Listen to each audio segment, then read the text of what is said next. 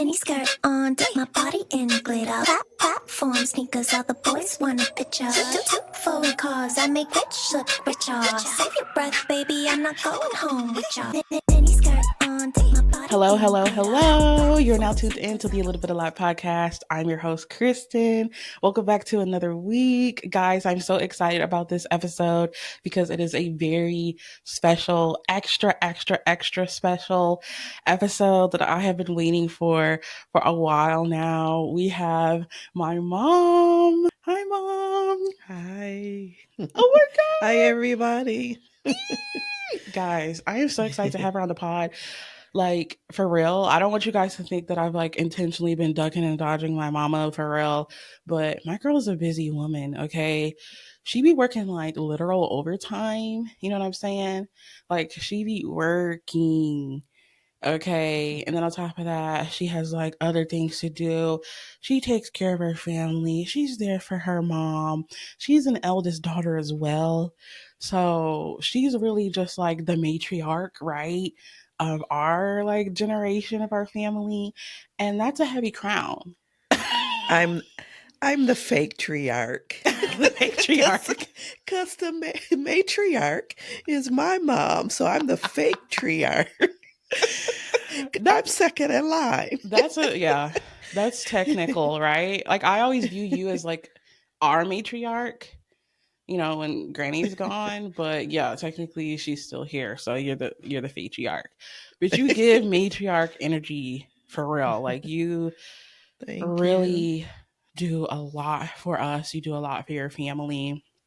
And we appreciate you. We love you. And you had expressed interest of wanting to be on the show like early on, and we've been supposed to plan this episode, but life just got crazy, you know? So I just felt like what better way for us to do this than now with it being, you know, Breast Cancer Awareness Month.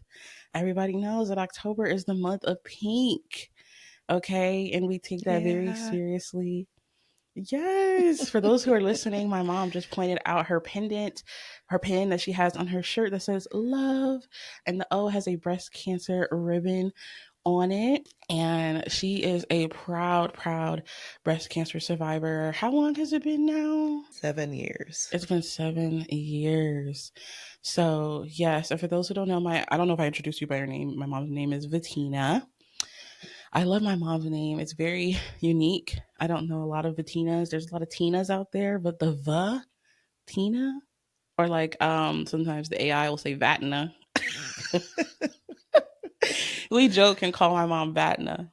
Because we're like, why do the automated programs, like when they call you to remind you your doctor's appointment, they'll be like, this message is for Vatina. And we're like, why is it saying like that?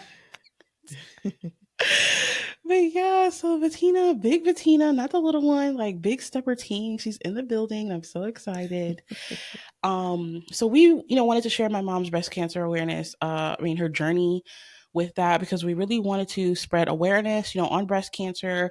We want to encourage checkups on this show and celebrate survivors. And you know, I think that that's something that should never die. We've been active participants in, you know, doing our part in spreading awareness, you know, participating in the breast cancer survivor walk that they have every year. I don't know if it's like a global, um, like countrywide thing, the breast cancer walk, or is it just a Michigan thing? No, it's in every state.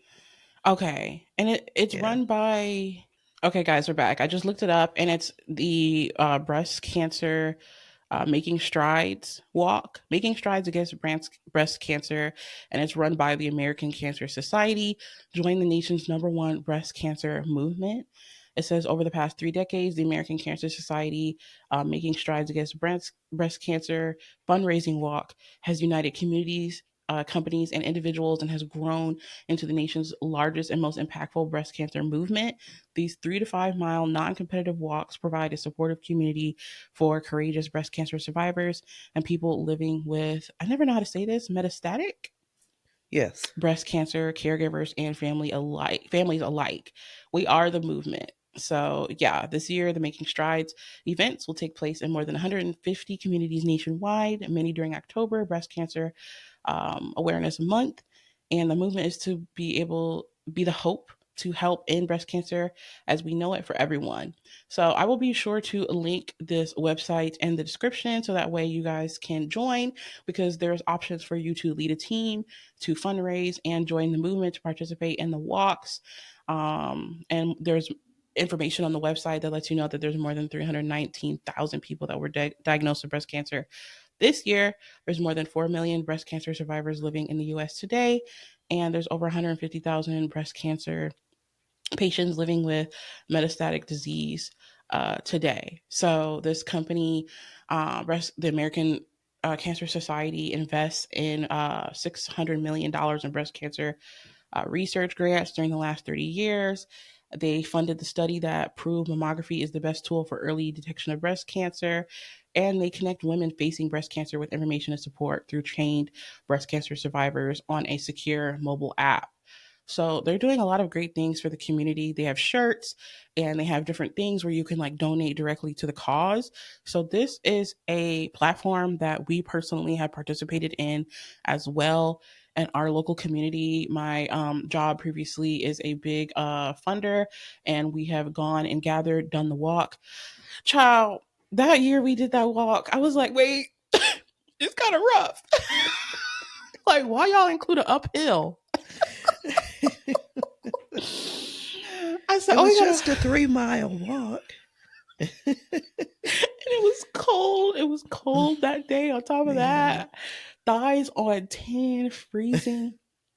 We had that corner, had to walk uphill. I said, oh, right. Like, it's for the cause, for real. And then my mom and grandma, we lost them like early on. They were walking ahead of us.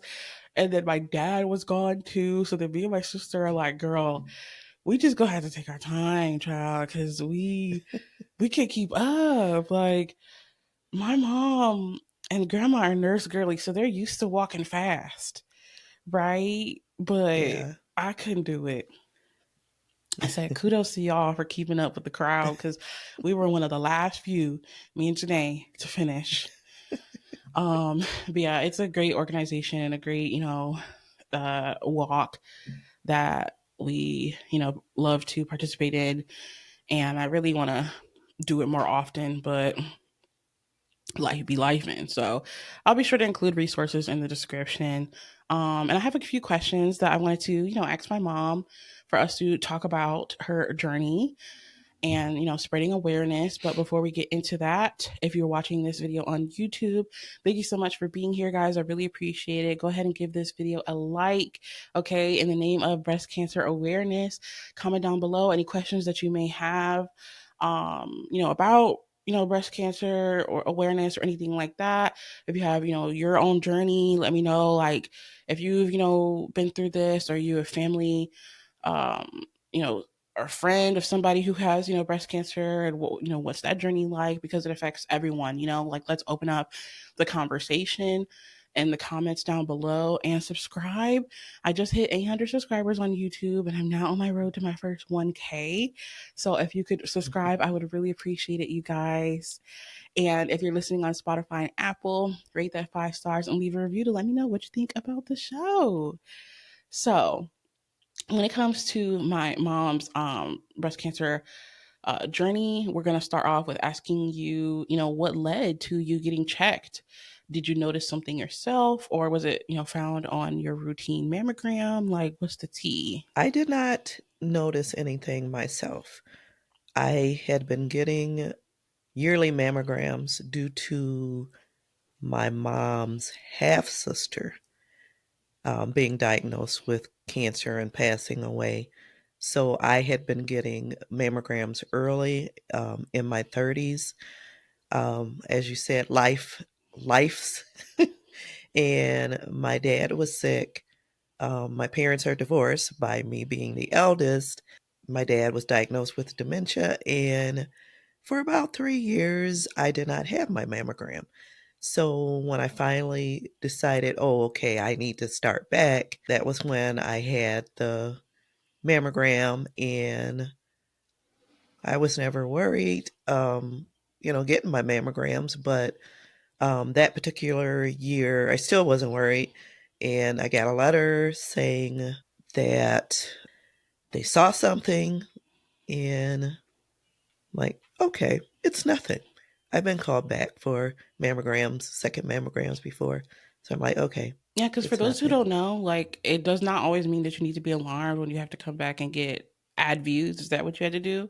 Yes, Yeah, that's a big thing. Like in the radiology world, when it comes to mammograms, like they may, just see something. It could just be, a benign, tumor or dense breast, like fatty tissue. So that does not always mean that you need to be concerned. So just want to right. put that out there. So you had to go get additional views. Yes. Okay. And then after you got your ad views. Then I got a letter saying that I needed a biopsy. So I went in for the biopsy, and I've had a biopsy before because I have there's usually a mass or a cyst in my breast, and it was the same one. So they hurt sometimes, the little cyst or whatever, but I'm like, okay, this is just, a cyst, it's non cancerous or whatever. So had the biopsy. I actually found out that I had cancer before my doctor did because I have my chart through the hospital where I have my lab work done. And so my chart just sends all the information to the patient. It was a Friday at midnight when I was alerted you've got an email from my chart. I read it, and it said ductal carcinoma, which means I had cancer of the milk duct. So that was a Friday. And I believe you were graduating from college on Sunday, was it? Yeah. Yeah. So I'm like, okay, how am I going to tell? Well, first of all, the first thing I thought when I found out I had cancer, I really wasn't worried about my family or per se my children. I don't know why I wasn't worried about my children because I'm like, okay, we're going to get through this. But because I was a caregiver and my dad was dependent on me, I said, what is my dad going to do? Yeah. Because he was depending on me. I did everything. I did his finances. I did, shopping for him. He didn't have to worry about anything. He just had to live. He had to live, eat, and pay. And exist. I took him to his doctor's appointment. So I'm like, oh my God, what is my dad going to do? So that Sunday you graduated and we went to dinner, and I decided, okay, I'm going to tell everybody. So So this is before you even went to the doctor that following Monday, like business day, business week restarted. yes, You had to go through the yes, gags the whole weekend. yes, Wow. And yes. I saw a recent story where I was looking up different podcast episodes, just during this month to, be more aware because I'm always trying to be proactive with learning about, different people's like breast cancer, journeys because it's so close to home for me. And this lady said that her story was similar. And I didn't realize that her doctor was saying, like, we're not going to put it on my chart first. We're going to call you. But somebody let something slip and it went on my chart first. And she saw it before they even called her. And she was like, that was crazy. You guys promised me that you would call me first, but then I see it on my chart. Now, according to whoever made up my chart, which I spoke to a different doctor regarding, I had a test for something else. And I had a biopsy for something else just recently, like January. And I spoke with a physician and I said, well, I'll get the results before you do. And she said, that's not fair. So she said she had spoke with someone regarding the my chart, and according to whoever set up my chart, they stated that the patient has the right to know. And so by law, the patient has the right to know, and you cannot stop that. Ah, So always the patient is going to find out first before the physician. A lot of times it's days or weeks before the physician is able to review any information because they have so many patients. yeah. So, yeah, I found out and I called my family physician on Monday. And when he said, "What are you here for?" I said, "I have breast cancer." And he says, "How do you know?" And I'm like, "My Sweetie, chart, I've been my, reading. it's my chart." And he's like, "That's not fair. That's He's like, girl, I haven't even sat down and reviewed it myself. not." Like, girl, what's the Right. tea? So at that point, he's like, "Okay, we got to get you connected with the surgeon. We got to get you connected with the oncologist." Right. So Okay, so but wait, before we jump into that, let's take it back to the weekend.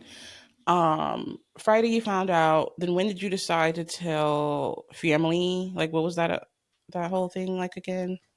so we were having the graduation dinner after you graduated from Right. college, and I decided um that I was going to tell everyone because my brother was here from Indiana. One brother was here from Indiana. My niece was here. So, and I think a couple of your dad's nephew and his wife was, but they weren't included in the, you know, But the family was here. information. Yeah. Right. So we met at my mom's house, which is your grandmother. I told everyone, That but Saturday? I that was Sunday. Sunday before the graduation? No, that was Sunday after the graduation. Oh, That gotcha. was after the After we had dinner. dinner. After Okay. we had dinner. Yes. And then, because I just want to have like a transparency moment because you know how me and Janae found out was on accident. Yes, your dad was in town. He was Yeah. here. And I believe I was talking to him about Were you on the way when I was, home? yes. So I don't know what day, I don't remember what day that was, but yes, you guys, It was Sunday. oh, was it? I think it was that Sunday when you were on your way home from Granny's, I'm assuming. And Oh, so then, you guys didn't go to Granny's house no, for me to give the information. no. Okay. We just went to dinner and then we went back to the cribbo. So then dad was over. And because for those who don't know, like, even though my parents are divorced, like, they're still friends and they still co parent. So he stopped by and he was over. And I guess he was on the patio. I think he was on the patio talking to you on the phone. And then Janae overheard. I don't know. Yeah. Somehow, yeah. He has his phone. He has his volume loud on his phone and Yeah. yes. So I don't remember exactly how it happened, but then Janae overheard him talking about it. And then Janae's like, oh, is everything okay? I think I heard something about something. And then dad, like, so then you were like, oh crap. So then what was going through your mind then? Like I wanted to be the one I wanted to be there when you actually found out. Yeah. But I was on my way home, so I couldn't see your initial reaction. Yeah. But I was like, it's probably fine. I didn't want to freak out immediately. Like, it's okay. And then you came home and then sat us down and told us. And Hmm. I was like, ooh, on graduation day? Like, this is this is crazy. Right. I knew you wouldn't be able to make it through the graduation ceremony had I told you before. Girl, yeah. I'd have been distraught. I'd have been like, oh, it's over. Tell everybody to go home. Book that flight.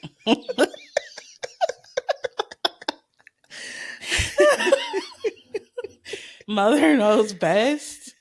Because, ooh, I was toe up. I was so toe up. I had to call Juwan. This was before I even moved out. Yeah, you took it pretty bad. You took it pretty bad. I think you still had a class that you needed to I had to do my finish, whole even though, externship for the summer. so, and I remember you just breaking down and saying, I can't make it. I can't make it through this. Yeah. I And didn't. I didn't expect you to break down. I expected Janae. actually, to break down. And Janae was like, we're going to make it through this. Janae didn't cry at all. She was like, and I never cried. Even though I got the diagnosis and I read the diagnosis, I never cried because, for one, um, I don't go to church often. I was, born and raised in the church. Life, and I don't make it to church that often, but I do believe. I believe in Yeah. God. I believe in Jesus. And I do pray. And I knew that he He was was gonna gonna get you through that. he was gonna get me through this. And so um you ended up being the weakest link. Right? Like no shade. And And but that is a testament to like how me and Janae handle things as siblings.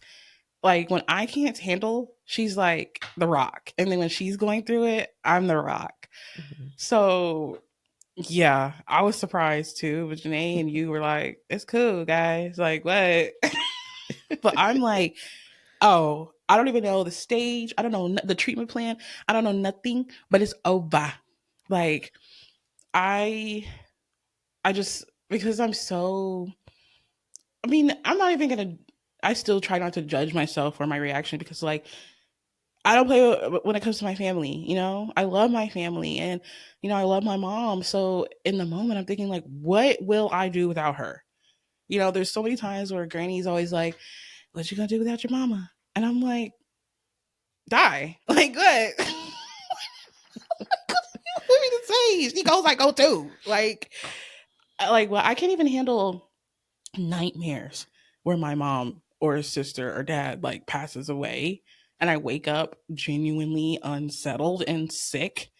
Like, I've never dealt well with the concept of any of you guys ever passing. So I'm like, what am I going to do? Like, I'm feeling like she gonna die tomorrow. Like, this is crazy. So yeah, I had a really hard time gathering my feelings about that. So I called Juwan, he pulled up, and I just like sobbed the house down. I don't think I've ever cried that much since like you guys told us about the divorce. Like, full anxiety attack down. And that's why I always appreciate like having a support system because like even the support system needs a support system, you know? Like, it gets spooky. So I'm Well, really even my mom initially did not react the way I thought she was going to react. I mean, when I said at the dinner, "Hey, we all need to go back to my mom's house." I don't know. Everybody had their own thing that they were going to do or whatever, and I said, "We really need to do this." And there was like some resistance, and I'm like, "Hey," I just had to tell them on the way out the door why we needed to meet, and I said, "I have breast cancer," and my mom like gasped, and then she put her hand over her mouth and she held onto the rail and she's like, "What?" And then all of a sudden it was like flight or fight. She was like, "You don't know if you have cancer." And I'm like, "Excuse me?" she was Like, scared. she was scared. She was So scared, like but I her reaction know, came out bad, but she was terrified, I'm sure. yeah, and like I know she's a nurse. I work in the medical field. I'm an ER tech. I've been there for 30 years. So I know carcinoma is carcinoma. Girl, I know You how to can't read a get around report. it. Carcinoma is cancer. You read that word, it's cancer. So, how are you going to tell me I don't have cancer when I read that I have cancer? So then she's like, "I want to read the report," and blah, blah, blah. So we get to her house and I pull up my chart and I let her read it. And she says, "First thing you got to do is call the doctor on Monday. We got to get you set up." She's like, "I'm going to be there the whole step of the way." Now, granted, my mom, this was 7 years ago. So my mom's was still working. She's still working now at 76. But she's like, "I'm going to take a pause on my job. I'm going to be there every step of the way with you." So I'm like, "Okay, okay." That's my support system.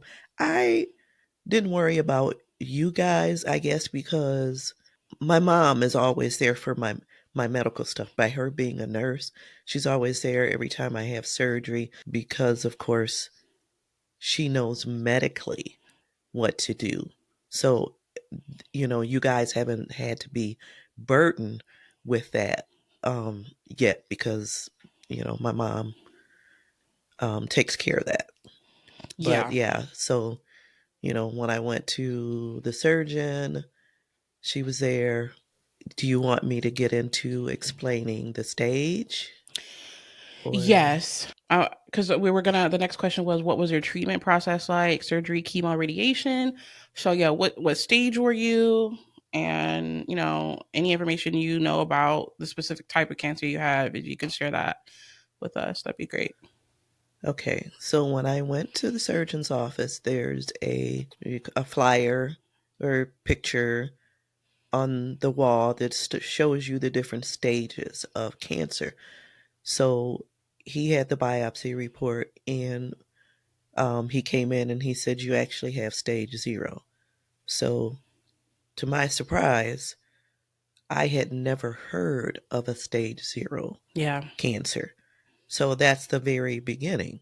I'm like, okay, stage 0. And he's like, yeah, so we're going to do a lumpectomy, which is to take 2 inches around the margin. So, first of all, when I had the biopsy, they put a clip in my breast into the spot where the cancer actually was, so that when I had the lumpectomy, the surgeon would know exactly where it was and take 2 inches from around that area.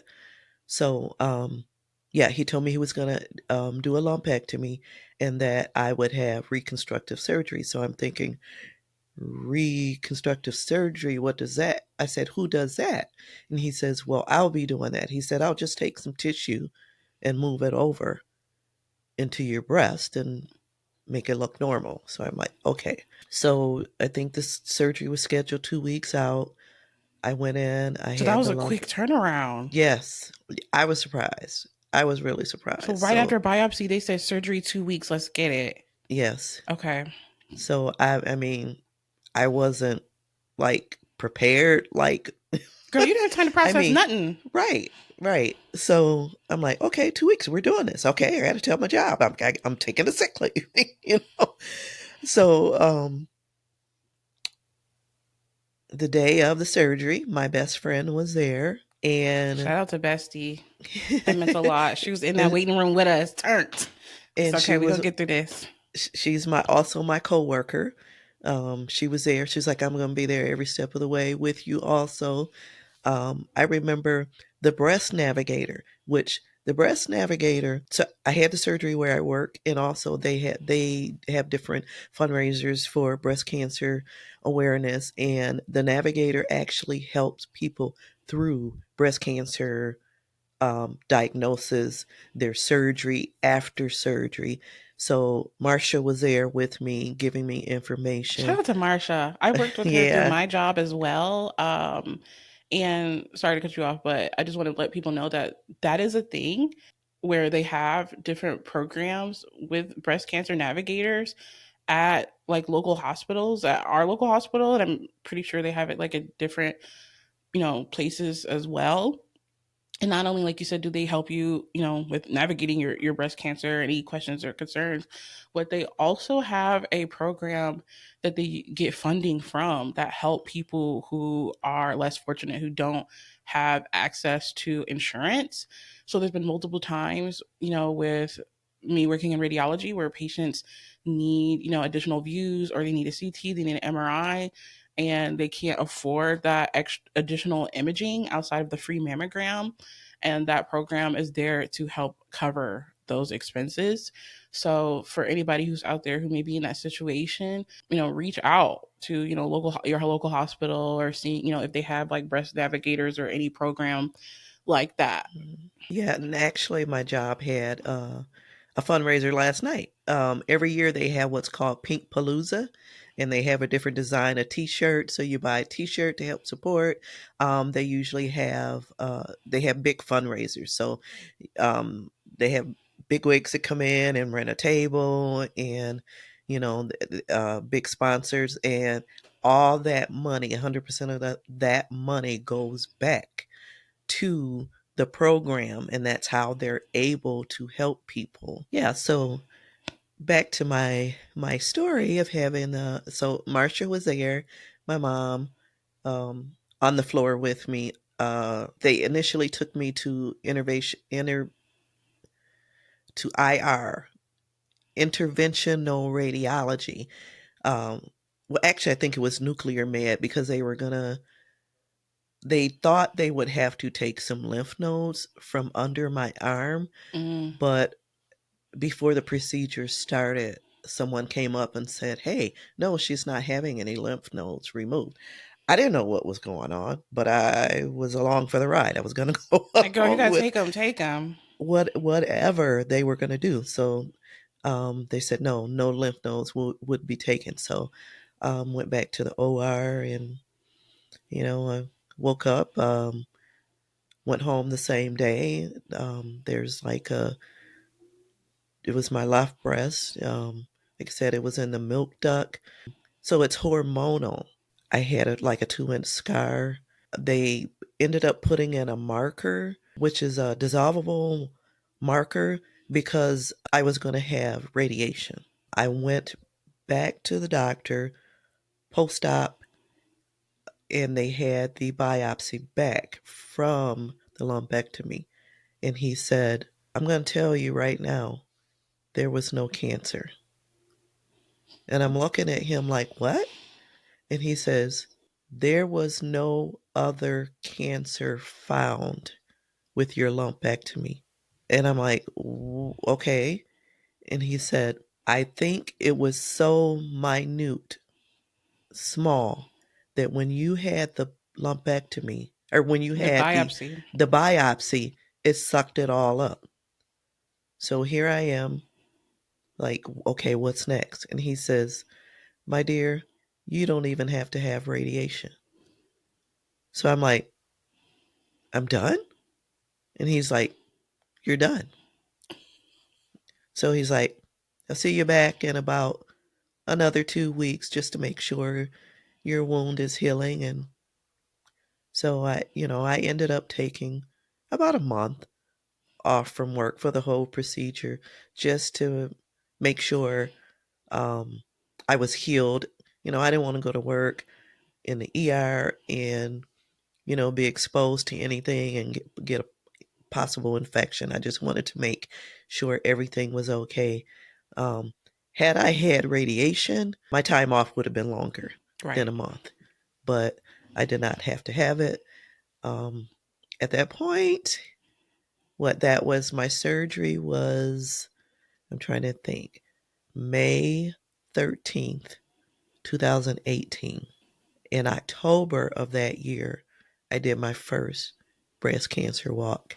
And I got t-shirts. I was so excited. I got actually sweatshirts for the girls that said my mom survived. For my mom, I got my daughter survived, and my t-shirt said, "It came, we fought, I won." So Yes. I think we did the first year, and we did my second year. Yeah. And yeah, but after that, Yes. it's just working and life, and we hadn't been able to do it um Girl that got anymore. knee But replacements since then. oh yes, Like yes, that's why we couldn't do it that next year, I think, yeah, too, because you were recovering from that. yeah, We'll get back into it, I'm sure. But that yeah, is insane. Like I we are just so blessed that out of all breast cancer survivor stories, like you had like I don't even want to say easy because like nothing about anything you went through is easy. It's still extremely difficult and scary and like literally spooky. But at the same time, like if you were gonna want any journey, it would preferably be that one. Like, who do you know gets their breast cancer basically removed when they do the freaking initial biopsy? Like, that is crazy to me. Like, we were all like, huh? Like, equally shocked once mom told me. I'm like, That is so crazy, but like so good to hear. Hmm. Like that, like you said, that it was that minute that it just said boop. And then by the time you have the surgery, they just do an extra preventative at that point. I'm like, Yeah. okay, period. And like the fact that you didn't have to do radiation, let alone chemo, because I was scared about that. I'm like, okay, how's mom gonna, how you never know how your body is going to react with Hmm. any of those. They're aggressive, and it's just so a situational thing, like per person, with your journey on that. But we didn't have to Yeah. do none of that.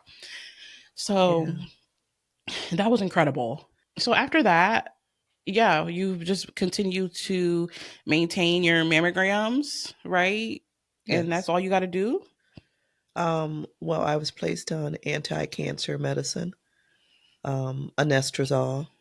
I had to take that for 5 years. So I am now 2 years post anti-cancer medicine. So Nice. So that's like a yeah. preventative med. Yes. Okay, nice. And then I want to know, after, going through all of that, even though your journey was, shorter than most, how do you think that how can family and friends, best support someone going through breast cancer? Just be there. Be there by their side. You also, as a supporter, need to have the information to make sure that the person with cancer is doing everything that they need to do.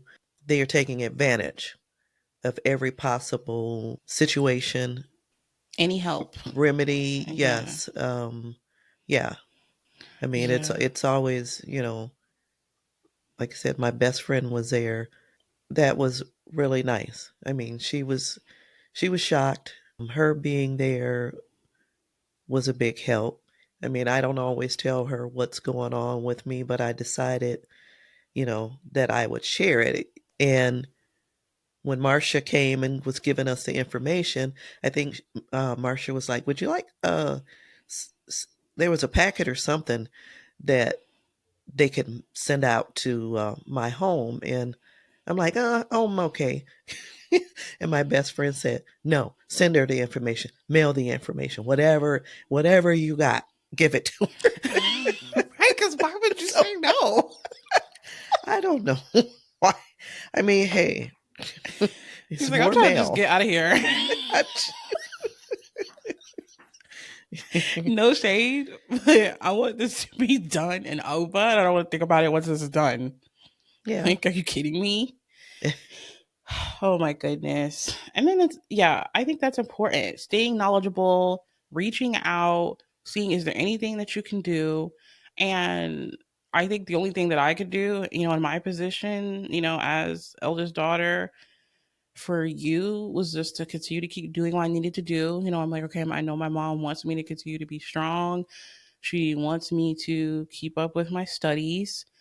You made that, very clear, like, girl, don't give up, like, keep going to class.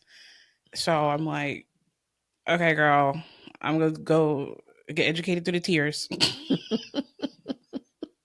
And all I could do is just keep putting one foot in front of the other every day and keep going to class, keep doing what I need to do as, an older sister to take care of my younger sister and help her with whatever she needs help with. And I think that always benefits us because then you can focus on what you need to focus on because me and Janae are handling, our own and doing what we need to do. So way you could focus on, healing. And yeah. Because I know you didn't feel a lot of support from your ex at the time, which was kind of unfortunate. But if your partner is going through it, guys, I think that's important to acknowledge as well. Like doing the same thing, showing up, being educated, knowing what's going on, um, is vital. I think because if you're not feeling supported, then how else are you gonna feel like you can get through it? yeah. So in reference to that, I just want to say, at the time of my diagnosis, I had been in at the time, what, a 3.5 year relationship. And when I told him the Friday that I found out, I was at his house and I told him the information, it was just silence. And I asked him how he felt, and he said, well, my grandfather died of cancer, my grandmother died of cancer. And he's like, why is it that everybody I care about passes away? So I don't think we really talked about it. I mean, he went to a couple of appointments with me, but we never really talked about how he felt. And I did not feel supported. He became very distant. I don't know why, but 6 months later, we ended up breaking up. It is good. I leaned on my mom, my best friend, my kids. It was very unfortunate that he didn't understand my situation and how I just felt betrayed. Like, okay, I've been in this relationship. I tell him, I don't know if it was fear or whatever, but I would suggest that you also, I mean, I didn't seek therapy. Like I said, I did not shed one tear because I knew that my faith would carry me through this. Um, but if you are a person that's supporting someone with cancer, or you don't have a strong faith, from what I learned about a program last night, I actually last night I went to a what did I tell you, Kristen? It was a It's a event where she basically there was a film mm, showing where this lady recorded her journey. yes, Yeah, and yes. she videotaped everything like from start to finish. Video diaries, She had, basically. she Journey, had chemo and radiation. She had a support group. She also said that she's from Detroit, so there is a they where she went through, they have a therapist that is just for people going through cancer. So, if you need to talk to someone professionally about your mental health, as the patient, as the supporter, I suggest you do that, because your head and your supporter's head has to be prepared. Your mind has to be prepared for anything that comes your way. Like I said, my mom, uh, she's she's a prayer warrior. She was there always, coaching me through things and always praying. So I just knew that I would get through this. And I just want to say, part of me, I've, my aunt passed away of cancer. Hers even came back and metastasized to her brain. She had breast cancer, so it metastasized to her brain. There was a church member who was diagnosed in her 30s who had breast cancer. She got through it. She was clear, and it came back and it metastasized. And you know, part of me is like feeling guilty. Okay, I survived, and these people didn't. I don't know why I can't you know, I don't know if it's because I had early mammograms, it is, and as that's why I, that early prevention is so important when you yeah, know you have that family history. hmm, And it's like unfortunate, but they go through it, and it is important to take that as a lesson to say, okay, I need to take care of myself and do what I have to do for me. Because I've even talked to my new primary about it. And she said, I will have to do the same thing that you did, in my 30s, start getting early mammograms. hmm, And that helped you. yeah. And then also, um, when I went through this process, when taking care of my dad, I think one day I called my dad's half brother to let him know what was going on with my dad, and just to keep in touch because it had some time had passed since we talked, and my dad had said something about wanting to go to Arkansas to see his brother. So I happened to mention to my uncle that I had breast cancer. And at that moment, my uncle shared with me that he had had breast cancer. And I was like, wow. And it's funny that the surgeon at one visit said, "Didn't you say you had an uncle that had breast cancer?" And I said, "No." At that time, I didn't know my uncle had breast cancer. So when I found out and I went back to the doctor, I asked the doctor if he believed in divine intervention because I said, "You mentioned my uncle." And I didn't know my uncle had cancer. I didn't never told you that, but you mentioned, didn't your uncle have cancer? And then to find out after the fact that my uncle had breast cancer, he told me he had a knot on his chest. He went to the doctor and it was breast cancer. And he and his wife actually went through breast cancer treatment together. Wow. Well, I kept in contact with my uncle after then, and so my diagnosis was 2018, and I believe 2020, my uncle's breast cancer came back and it metastasized. I'm not sure where it metastasized, but he eventually passed away in late 2020 from his breast cancer. Yeah.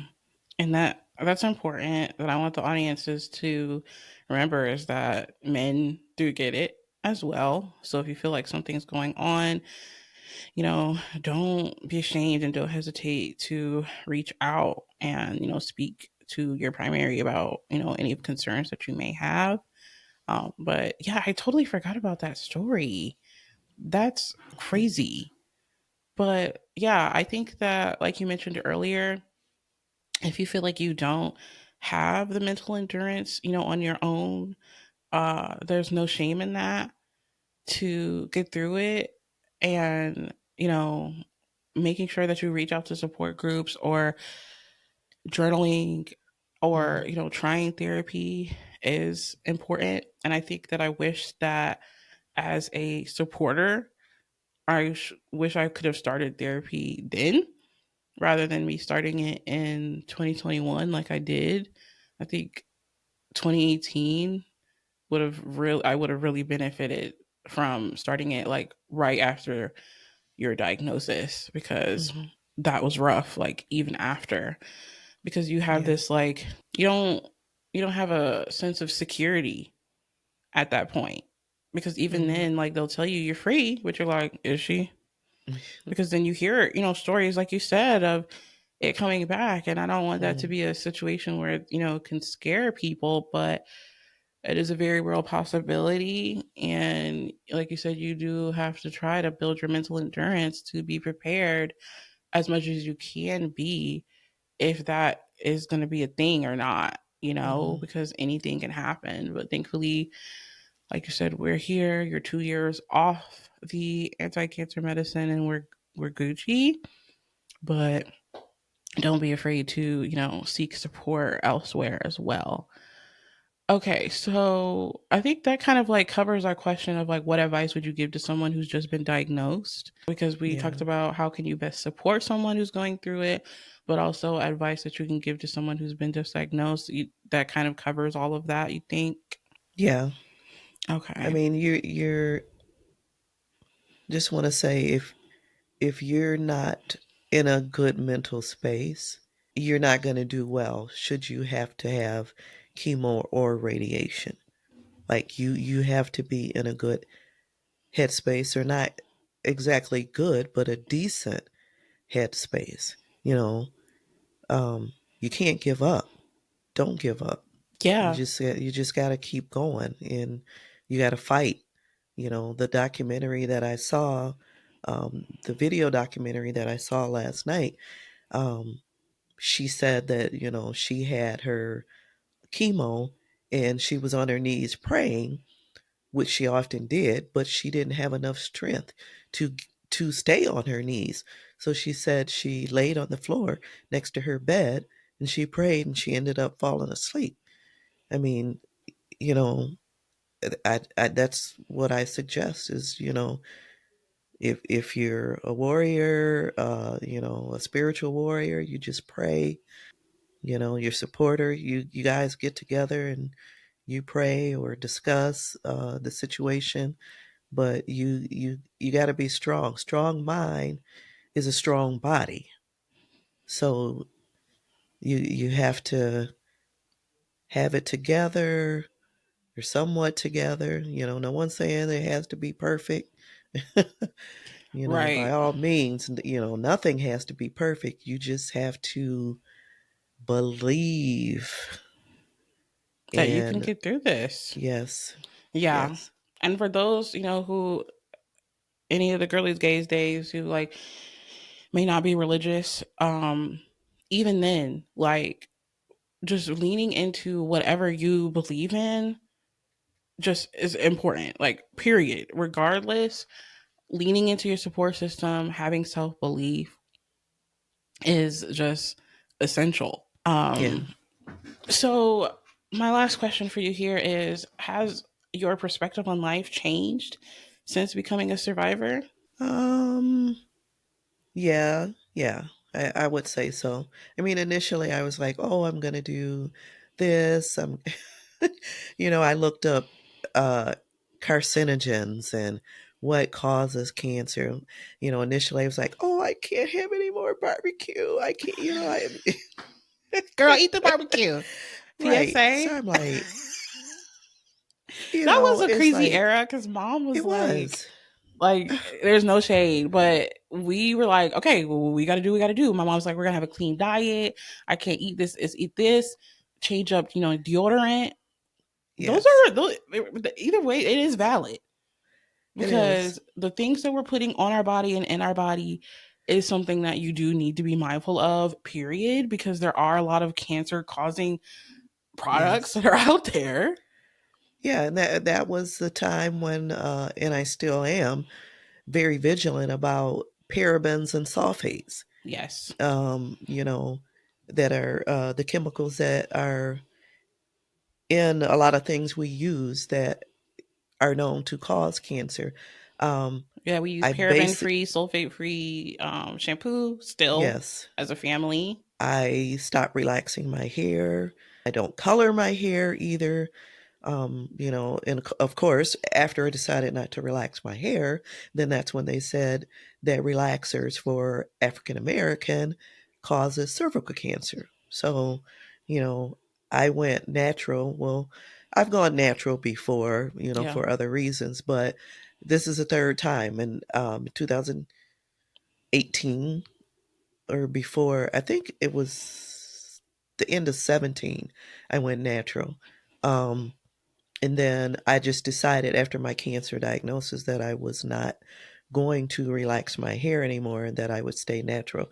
And I had my little itty bitty afro ever since then. And then we I, proceeded to do the same thing, and now our yeah. whole family is natural.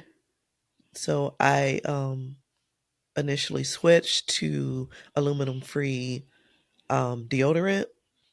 Um, every now and then, I mean, it just aluminum free just keeps the odor. Sometimes I'm a sweaty girl, depends on what I'm doing. So if I know I am going to have a task where I'm going to be sweating a lot, then I will use deodorant with aluminum just so I'm not drenched. But for the most part I use aluminum free. And you know one of my favorite, am I allowed to say what I use, which Yeah, one I use? not Oh, so I sponsored, bruh.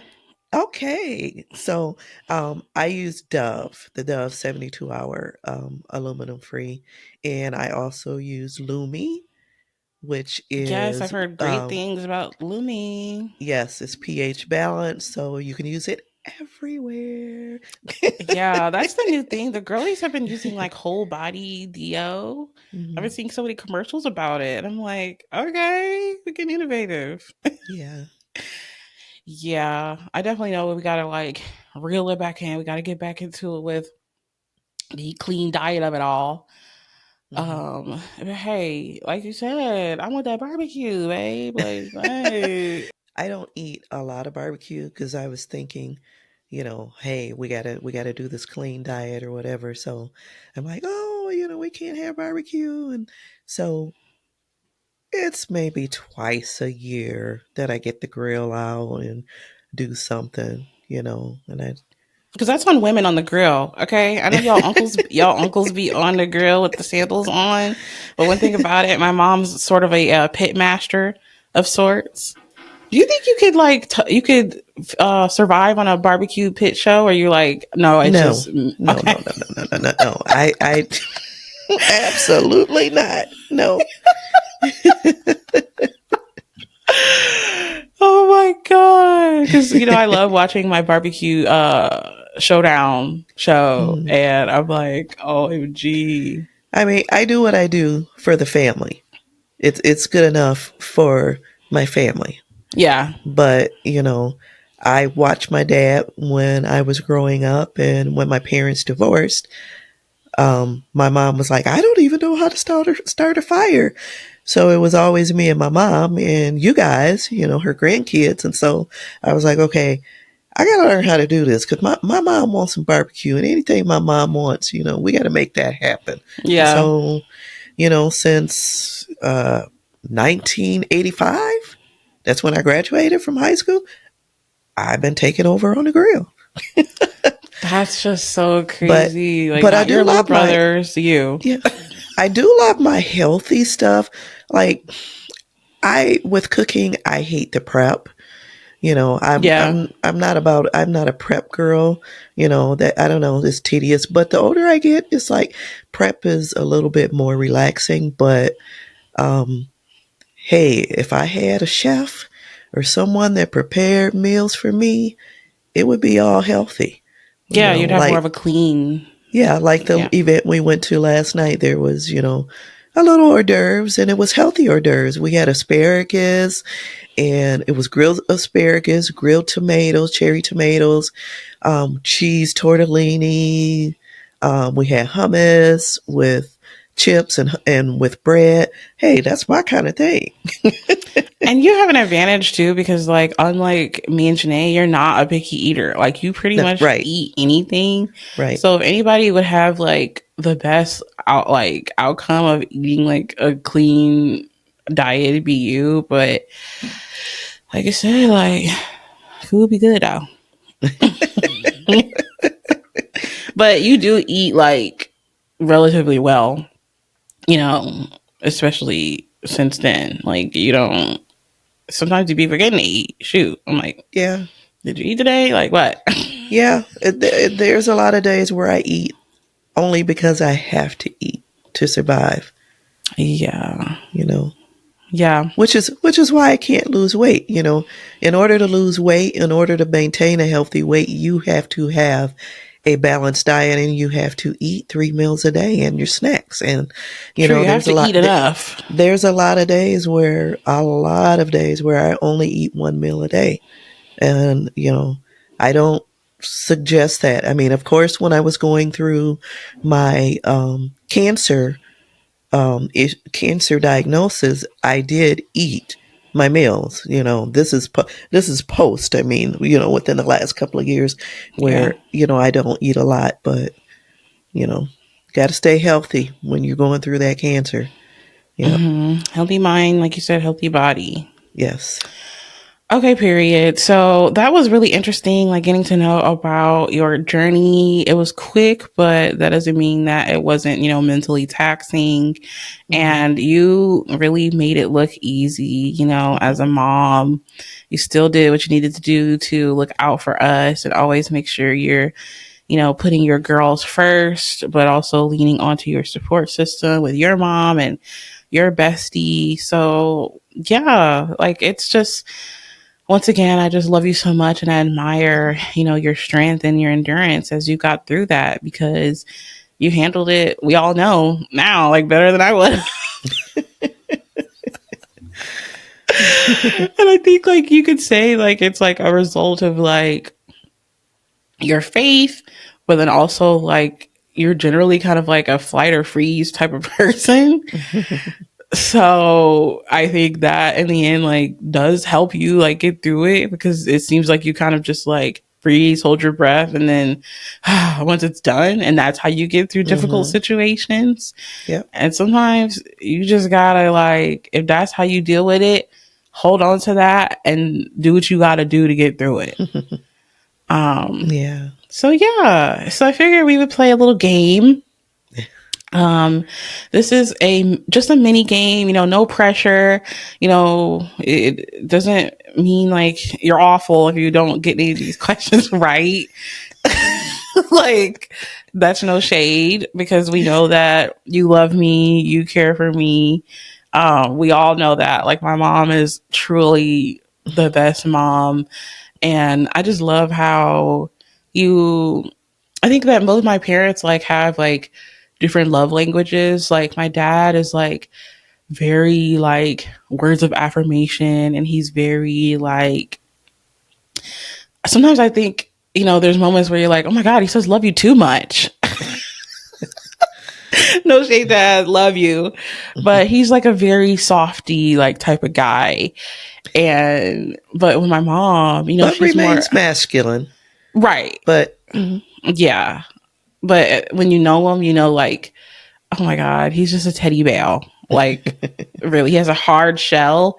But when you're close to him, you realize that he's like really a softie for real.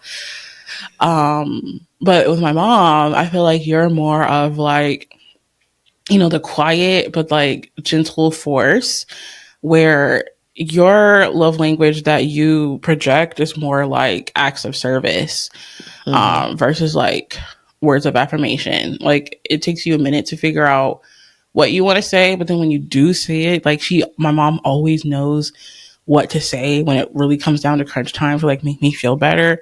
Because, guys, I've told you I've been like going through the gags with some personal stuff the last couple of months, and I've been having to call my mom like 30-minute chat, like, girl, what do I do? And she's like, you got this, like, it's okay, like, you're gonna get through this. So she really supports me in that way. But acts of service is also like a love language that you show, where you really feel your love through like the care that you give. Like, there's just nothing better than like when you're sick and my mom will come and like give me some tea and make sure that she hands me my meds, or helps clean up, or like, oh, I helped you with this, or oh, I saw this at the store and I knew that you needed some, deodorant. I knew that you needed some, body soap. She even like, you even make sure I have like hair products, like, what I'm using with my hair stuff. Like, oh, the kids like this brand. Let me get you some hair oils. Like, you're just so thoughtful in that way. And not only do you look after like me in that way, but you also look after Juan, my boyfriend, and, get him things. And I just appreciate that like so much. Like, you're so thoughtful in that way. So yeah, I just love like both of the ways that, my parents show love, because like at the end of the day, they're always thinking about us and have our best interest at heart. So yeah. But yeah, so with this mini game, the first question I wanted to ask was, what's one of my favorite dishes or meals that you make? And it can be, you can say just one or multiple, whatever you think of, like, it's whatever. I make this gumbo Yes! that you like.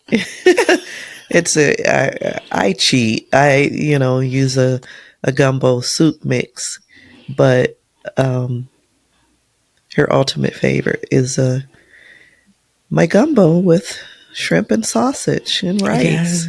Yes. Oh, bro. And then like, my mom is so cool that like she'll even come over my house and cook. Like, I know a lot of y'all can't relate to this, like, no shade, no tea, but my mom is gonna pull up on me with the food and throw down in my kitchen, bro. Okay, like, who do you know is doing that? And you made the gumbo with some like hush puppies. Mm-mm-mm. So good. Yeah, actually, the last time I made gumbo at your house, it was for Jawan's birthday. Yes. Man, that was a good day. Yeah, I really love your gumbo, but I also wrote down like other ones just as like a fun like, moment. I love your dressing. Oh yeah, yeah. That's like the OG. I think that's like one of my first earliest memories of my favorite dish that you make. My mom's dressing, we don't call it stuffing. We call it dressing. It's so good. And my mom is so cool that she makes me my own pan because I know a lot of black people like chicken in theirs, like shredded chicken. I don't like that. I don't want no shredded meats in my. It's like a sensory ick for me, and I think that's one thing that I love so much about you, that you've always been so considerate of me and Janae's like sensory needs because we're both like neurodivergent. And now looking back, like that makes sense with me having ADHD because there's lots of sensory things with food that I do not like. And you have never made me feel ashamed about it. You've never been like, why can't you just like, I feel bad for anybody out there who doesn't have like a supportive parent in that way, because I know ultimately like it can probably be challenging as a parent. I know you've had Yeah, and difficulty with it that. was and is challenging still, even though you're adults, because you plan a Thanksgiving dinner, Thanksgiving's coming up. One person doesn't eat this, one person doesn't eat that. Janae may only eat one thing that's cooked, for the entire meal. You may eat a couple of things. It's just Yeah. it's always been like that. Even my mom says, if I were you, I wouldn't be cooking all those different things or whatever. In my household, I did whatever I had to do in order for the kids to eat. If I had to make two separate meals, and it wasn't that I went all out of my way and that it was an extravagant meal, but, it was always something simple, but I made sure that I had what I wanted and I didn't exclude them and made what they wanted. Yeah. And I love that because there's so many experiences in black households, like you said, where people will be like, you're going to sit at the table and eat this. Mm-hmm. Terrifying. Yeah. Terrifying. Like, I am so blessed that I did not have that experience where you made us sit at that table and eat something that we didn't want to eat because I would have puked all over that table. I remember one time, I don't know if I told this story on the pod, but I threw up when the windows were open once because I don't Yeah. like the smell You of you outside. guys are very sensitive. We could not open the windows, especially when they were eating, Yeah. because it was something about the outside smell that came in the house, and when it mixed with what their sensories when they were eating, they just couldn't tolerate it. So, and plus they had severe allergies. So, we spent most of our lives closed. We didn't do windows open, not Because too the often, area that we and we lived still in the don't. suburbs was a literal allergy nightmare. We Bunch stayed of behind trees, a the. bunch of trees, and Ooh, I'm itching now thinking about it. I'm itching now thinking about it. I got goosebumps because those trees had those little white wispy things. I forget what they're called. Those white things that fall off the tree oh, it was a and they get all in your nose. cotton Some something type of tree. cotton tree. Yeah, Yeah. And my allergies, I would wake up in the morning, couldn't even open my eyes in the fourth yeah. grade because my mom would have to run warm water over my eyes so I could even open them because there'd be so much gunk in my Yeah. eyes. So we've always been not only just sensitive like to smell, but like genuinely our bodies were trying to attack us sensitive in that way. But like you said, you did what you had to do and never made us feel bad about it, never forced us to do Mm-hmm. anything that we weren't comfortable with. Because then you think about it as a parent and you're like, girl, that's only making your life harder. You may as well just give them what they want so they can be Yeah. out your hair. Yeah. I also love your potato pancakes. Oh yeah. Like we mentioned earlier, barbecue. I love her barbecue hot dogs, and she makes this dish called chicken cacciatore. Oh yeah. Woo! Let the people know what's in your Oh kitchen chicken wow. I mean, cacciatore. what's in the kitchen Yes. chicken cacciatore? Well, I found this cookbook. It was a V8 cookbook at the checkout at the grocery store one day, and I'm like, oh, I'm gonna make this chicken cacciatore. So it was like, okay, you fry the chicken breast, it has a crust, and you make rice, and you have a sauce. The sauce was actually the V8 juice with some seasoning, Italian seasoning, and other seasonings you prefer. And so you put the chicken on top of the rice and then put some sauce over it. But I decided, um, black people like their stuff marinated. Right. We like our stuff marinated, and just putting chicken over some rice on a plate and then putting the sauce on top is not enough. Just like spaghetti, having spaghetti separate, that's not a black thing. You gotta put that stuff together and let it simmer. So I decided I was gonna change up the recipe with this chicken cacciatore, and I was gonna cut up the chicken breast and put it in with the sauce, and then put the rice in there and just let that marinate. So Yeah.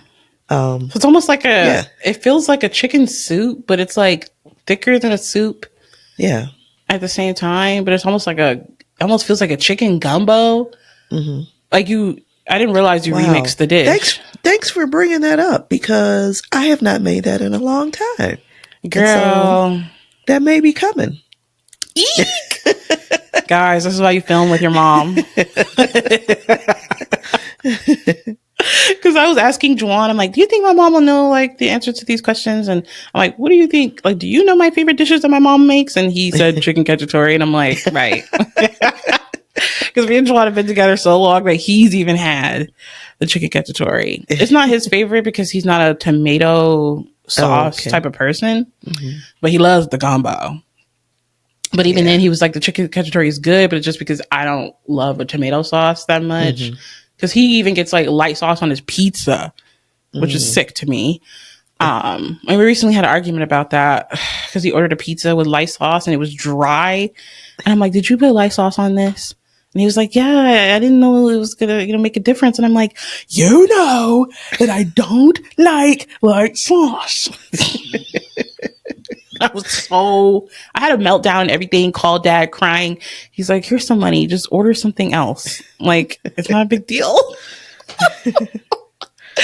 So yeah, we been particular, still particular. Okay. All right, period. Chicken cacciatore is on the way, guys. I'll follow up and let y'all know how it hit. Plus, my mom's going on sick leave soon, so we might get it. You never know. Next question is, what's my favorite fast food restaurant? Well, here lately, McDonald's has been you got those, what is it? Will you be using your mobile app? Yes, Kristen gonna get that free chicken sandwich. McChicken, no lettuce, add bacon. Period. Everybody in the family knows what it is when it comes to me and the McChicken. Okay. Oh my God. I've been about McDonald's since day one. Okay. Yes. I ain't never played when it comes to Ronald.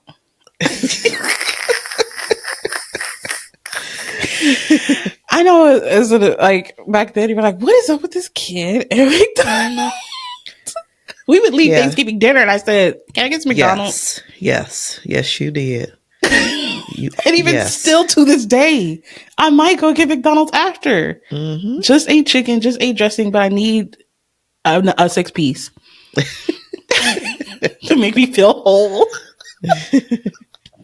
So much so that I want to go to the International McDonald's in Chicago. I still have not made it yet, but I need to be with my people. You know what I mean? And I just have memories of like my dad getting me a double hamburger, no pickle, and then they would put cheese on it. And I'd be like, Daddy, they put cheese on it. And he would rip around the building like so aggressively, because at that point he was done. Because how many times would you have to go to McDonald's for me? He was probably over it. Then on top of that, y'all keep putting cheese on it, knowing my daughter doesn't eat cheese, so now I'm pissed.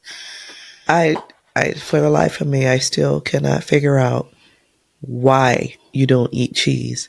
Because you were 3 years old. Yes, let's tell the cheese story from the source of the woman who saw the cheese evolution. What's the tea? She loved cheese so much when she was little. We kept cheese slices. She would walk around the house with her diaper on and a t-shirt, and she would have a slice of cheese in her hand. It was cheese. I mean, she would get up on the couch. She would stand on the couch. She's got a slice of cheese in her hand. She's walking down the hallway to her room. She's got a slice of cheese in her hand. So yeah, you would have cheese in your hand all the time. We'd clean up and find pieces of dried cheese around the house. So I'm like, oh my God, this girl just loves cheese. And then one day, you decided you didn't like cheese anymore. To the point where if it's on her hamburger, there's no peeling it off. You can't peel it off. She won't peel it off because she knows it was there. It's going to make her gag. Yeah. So no cheese for her. Even though you eat cheese, the light cheese on a pizza. What else? Cheddar, like chips, Cheez-Its. Macaroni cheese. Macaroni which I just cheese. within the last maybe 10 years started being like, okay, I can eat it. Yeah. But for a long time, I didn't even eat mac and cheese either. Yeah. I would eat like Kraft. And even then, that was iffy. But baked, like black people mac and cheese, like for Christmas, Thanksgiving, I ain't want nothing to do. But I eat my mom's baked macaroni now. And I'm like, girl, I was missing out. But even then, sometimes if it's too cheesy, I'm like, okay, I gotta mentally prepare myself and like kind of disassociate and like remind myself like I'm not gonna gag, like this is fine. But even then, if I look at a pizza and I can tell it's too cheesy, it's a chop. Like I can just tell, and that's just so crazy. Like I know as a parent, you were like, "What the freak?" Like this is such a strange switch up. Like suddenly one day, I'm just like, nope. And for a long time, I didn't even eat pizza. I just now started like trying to work on my relationship with pizza and eat it again. But I couldn't eat pizza. And then I'd have like years when I was younger where I would be on and off again with it. Like one year I'd eat it. Then the next year I'm like, I'm not eating it no more. And I would like not eat pizza for a whole year. Which sucked because you guys liked getting us like slices at our local Little Caesars because it was, cheap, affordable. And I'm like, give me a double hamburger or I ain't eating nothing. But yeah, and then it got to the point where you guys started being like, well, maybe we can scrape the cheese off if they put it on my burger. But you got to scrape it off good. And then I got to like not taste a hint of the cheese. And like to this day, if they put cheese on my burger, I get overstimulated. And I'm like, some days I feel like, okay, I can scrape it myself. But then there's some days where I'm like, I don't want to touch it. I can't do this. And then Juwan will be like, okay, fine. Like I'll scrape it. And he'll scrape it. But he doesn't scrape it enough. And I'm like, babe, you're going to have to scrape that more if you want me to eat that. Oh my God. Okay, so next question is, what's one of my favorite drinks? Orange Hi-C. Period. Ding, ding, ding. That is true. I love Hi-C from McDonald's. And when they took it away for those couple of years, I was sick. I was absolutely distraught. And then I ended up becoming a Coke girl because my mom loves a McDonald's Coke. It's just something you say about that fountain. Yeah. Yeah. But I also love Arizona iced tea. Yeah. My mom often gets me the gallon, and I love Shirley Temples as well. But Hi-C from McDonald's is like top tier, so you got that. Okay, next question. What's one of my favorite TV shows? Well, it used to be The Office. Yes. I'm currently watching that right now. Oh. I'm on season 5. Can you think of any others or? P-Valley? I did enjoy P-Valley. I did. Did you watch it? No. Okay. No. But we both watched BMF. Yes. Yeah, we enjoy that show. Shout out to Lil Meech. I always say Cutie pie. For real. I always say they say you must eat. I don't care, boo. Like what? Yes, that's true. P Valley was a moment, but my all time favorite is The Office. Some other honorable mentions are Superstore, That's So Raven. Growing up, I just recently told the story about how, when we finally got that cable package that came with Disney Channel, I was Mhm. litty because for a long time we didn't have that.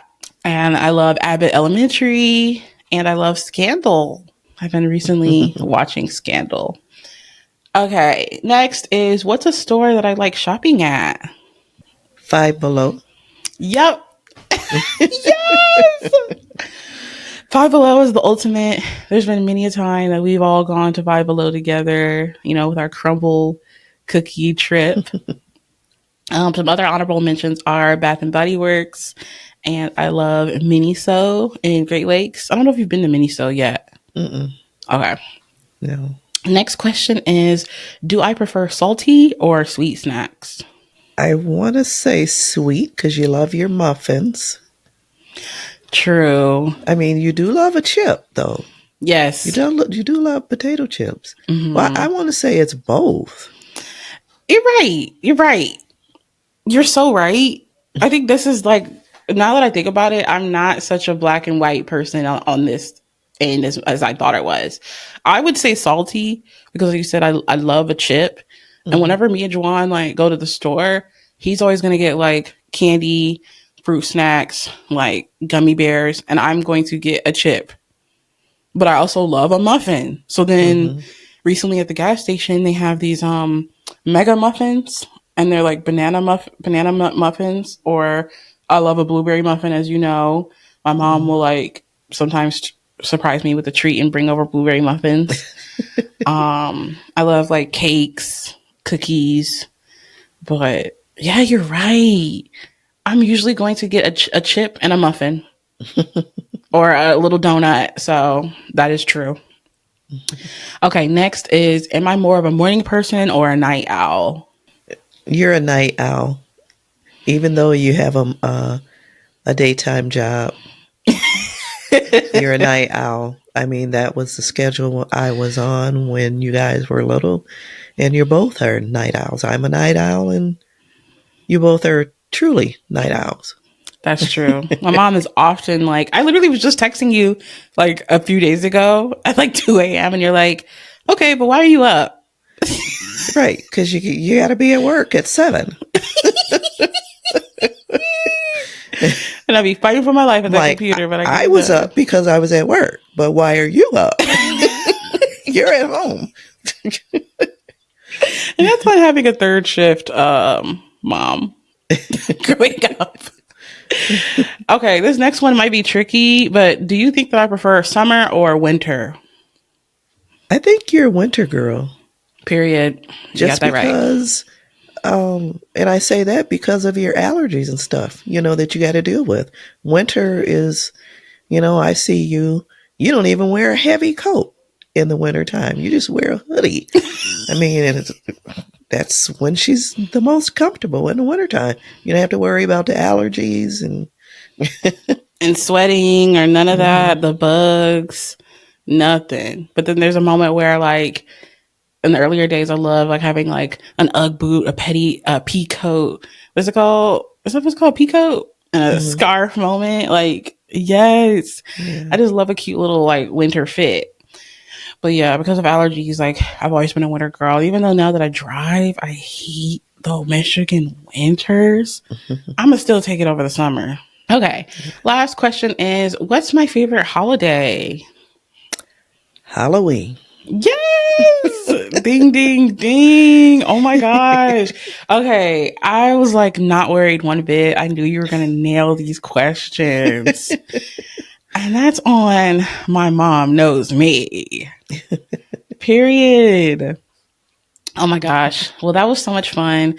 I really had a blast playing that game, but also like being able to get to know, share with the audience, more about your journey. And I just hope that they see your strength. I hope that they see, your beauty. And it's just overall, I just think you rock. Like you're just an awesome person, but also like an awesome mom, and I love you so much. Love you too. Yes. All right. Well, is there anything else that you'd like to add, or you think we're Gucci? I think we're good. Okay. Well, thank you guys so much for listening. This was such a fun episode. I'm hoping that I get to have my mom back on another time. Yes, to like maybe talk about, something like else outside of, her breast cancer journey, because my mom has had such a interesting life. Like, and there's always a story that she goes through where you're like, girl, how did you end up in this situation? Like, my mom is just like, I don't know, like the stories that you have to tell be so funny, but at the same time, like there's just the adversities that you've overcome, like in life in general, it's just like there's so much you could talk about, like so much to offer, and like words of love and wisdom that you could share with the people that I know can inspire people. But let's take it one day at a time. But this was awesome. Thank you so much for putting yourself out there and doing this.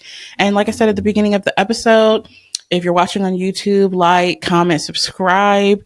Let me know what you thought about the topics. And like I said, feel free to let us know if you have any questions about, breast cancer or anything like that. I can make sure that I get them to my mom and try to, give you guys answers in another episode on my own, let you know what her responses were, or post them on Instagram or something. Like, feel free to ask, because my mom is a certified nursing assistant as well. So she's very knowledgeable, but I'm also a medical coder. So, and an ER tech also. Yes.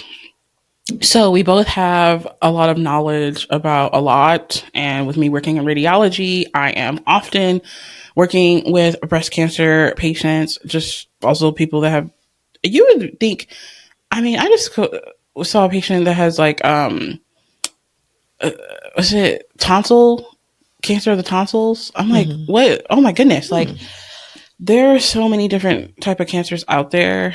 I mean, well, for the first time this year in the ER, there was someone diagnosed with tongue cancer. Yeah. In the ER. And I was shocked. Like, wow. Yeah. I was so interested in it that I started looking up. I mean, I know there's tongue cancer, but the fact that one of our attending physicians in the ER diagnosed this guy. Yeah. I watched a video with this lady who has tongue cancer, and she's been sharing her journey, and she had to go to an appointment to get fitted for her prosthetic tongue. Ooh. So she can talk better, because right now she kind of sounds like she's like deaf and can't really speak that well. So they were like doing like fittings, and then she would have to talk, like say a sentence, and then see like which one sounds better to her liking. So I'm like, girl, I didn't know they have fake tongues out there. Like, you never know. But there's something for everybody. Yeah. But yeah, like let us know. Like, we're both, pretty knowledgeable when it comes to that. So, feel free to leave us comments. And like I said, if you're watching on Spotify, Apple, rate that 5 stars, leave a review. And with that, I will see you guys next week. Bye.